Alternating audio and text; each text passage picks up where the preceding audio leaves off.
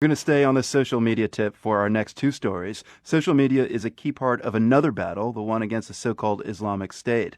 ISIS militants have long used the web to spread their message, but some of the groups fighting against ISIS in Iraq and Syria are also active online. That includes the Kurds, who claim to be the biggest ethnic group in the world without a country of their own. Now Kurds say that Facebook is denying them a home on social media as well. From Stockholm, Christopher Livsey explains.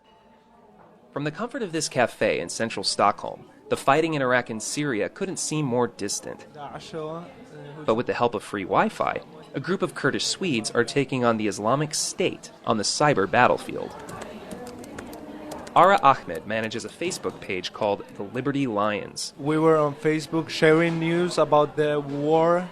At one point, it had over 10,000 likes. But this summer, he received warnings from Facebook for violating community standards. It wasn't for something you might expect, like posting bloody images from a war zone. There was a show with Jon Stewart. From Comedy Central's World News headquarters in New York. He explained Turkey intervening in the war against ISIS, but actually their fight was against the Kurdish militia, the PKK. So tell me about this game-changing airstrike Turkey is launching. So far, most of Turkey's airstrikes have been against the pro-American Kurds.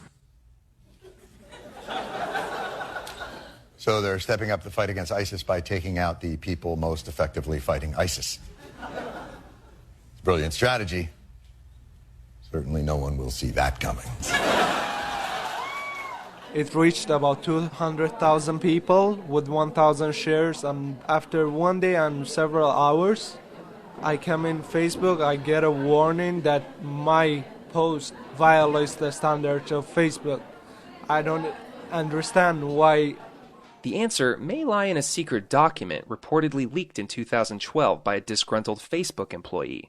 It was the company's violations list, which was not public, and it affects users worldwide.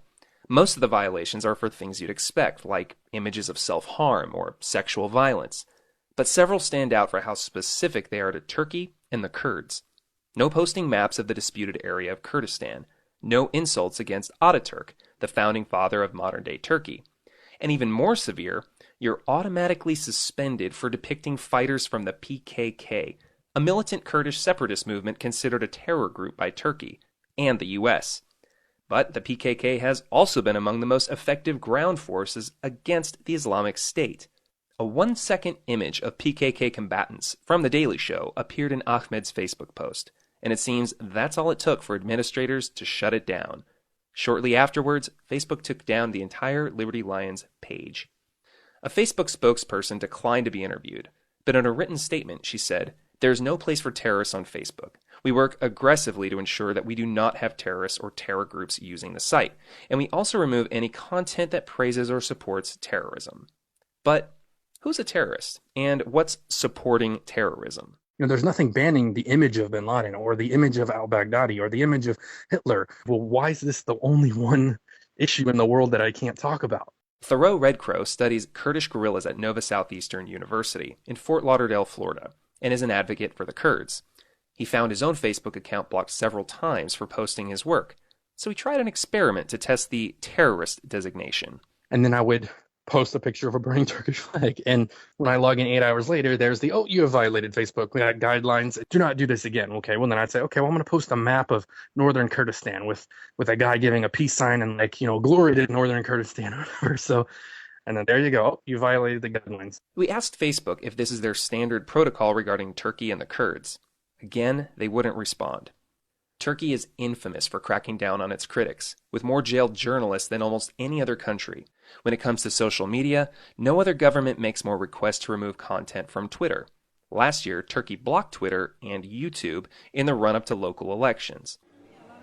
Meanwhile, Kurdish rights activists are increasingly nervous that their pages will be taken down and their voices silenced.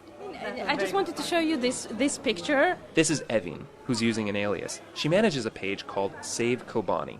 She just received her latest warning from Facebook for depicting the funeral of a Kurdish fighter. someone she says was not from a group designated a terror organization. I don't know how a grieving mother can violate the community standards of Facebook. Why are we being censored to show our pain to the world? The old adage, one man's freedom fighter is another man's terrorist, comes to mind. But Kurdish activists and others on the internet wonder who gets to make those decisions. For The World, I'm Christopher Livs.